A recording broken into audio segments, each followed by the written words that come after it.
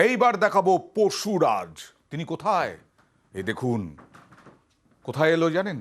আপনারা অনেকেই গেছেন, বাঘ দেখেছেন, অনেক পশু পাখি দেখেছেন। বেঙ্গল সাফারি শিলিগুড়িতে, সেখানে এবার সিংহ।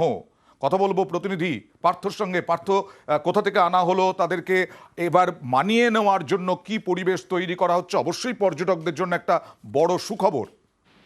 অবশ্যই এগুলো যারা বেড়াতে আসেন উত্তরবঙ্গে তাদের কাছে যেমন এই বেঙ্গল সাফারি পার্ক বরাবরই একটা আকর্ষণের কেন্দ্রবিন্দু রয়েছে, কারণ এখানে রয়্যাল বেঙ্গল টাইগার রয়েছে, লেপার্ড রয়েছে। এবার যেটা সংযোজন হলো এই সাফারি পার্কের মুকুটে নতুন পালক, তা হলো জোড়া সিংহ এলো আজ ত্রিপুরা থেকে কিন্তু গত পরশু এই দুটি সিংহ রওনা হয় স্পেশাল কেয়ার ভাবে এবং নিয়ে আসা হয় এই বেঙ্গল সাফারি পার্কে, এবং আজকেই তাদেরকে ছাড়া হয়েছে লায়ন এনক্লোজারে, এবং আপাতত কিছুদিন সেখানে তাদের রাখা হবে এবং এই বেঙ্গল সাফারি পার্কের যে পরিবেশের সঙ্গে খাপ খাইয়ে নেওয়ার জন্য আপাতত কোয়ারেন্টাইনে রাখা হবে এই জোড়া সিংহকে, এবং তারপরেই ছাড়া হবে পর্যটকদের জন্য। আশা করা যাচ্ছে পয়লা বৈশাখের আগেই হয়তো পর্যটকদের সামনে চলে আসতে পারে এই পশুরাজ জোড়া সিংহ।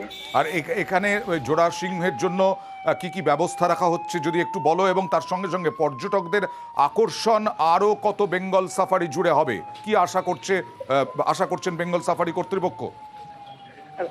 আমাকে জানিয়ে রাখি, এই সিংহ আসবে, সিংহ আনা হবে, সেজন্য কিন্তু আলাদা এনক্লোজার তৈরি করা হয়েছে একটা বড় এলাকা জুড়ে। আলাদা করে এনক্লোজার তৈরি করেছে, লায়ন এনক্লোজার, এবং আপাতত তাদের যে খাওয়া দাওয়ার ব্যবস্থা সেখানেও কিন্তু স্পেশাল কেয়ার থাকবে, এবং প্রতিদিন 5 থেকে 8 কিলো মাংস এই জোড়া সিংহের জন্য বরাদ্দ থাকবে। পাশাপাশি যাতে গরমে কোনো রকম কষ্ট না পায় সেরকম বিভৎস গরম পড়বে, সেই তার সঙ্গে মানিয়ে নেওয়ার জন্য কি কি ব্যবস্থা? সেজন্য যেমন একদিকে যেমন এসির ব্যবস্থা থাকছে, এবং প্রতিনিয়ত সিংহ দুটিকে দেখার জন্য আলাদা করে পশু চিকিৎসক যেমন রাখা হচ্ছে, পাশাপাশি বনকর্মীদেরও কিন্তু রাখা হয়েছে, এবং সেই সঙ্গে সিসিটিভি বসানো হয়েছে সেই এনক্লোজারে।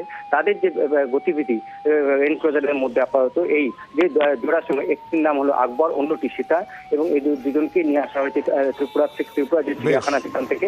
এবং শুধু তাই নয়, আরো কিন্তু বেশ কিছু জন্তু আরো আনা হচ্ছে এই বেঙ্গল সাফারি পার্কে। স্বাভাবিকভাবে পর্যটকরা বেশ খুশি এবং তারা এখন অপেক্ষায় প্রহর গুনছেন। ধন্যবাদ পার্থ।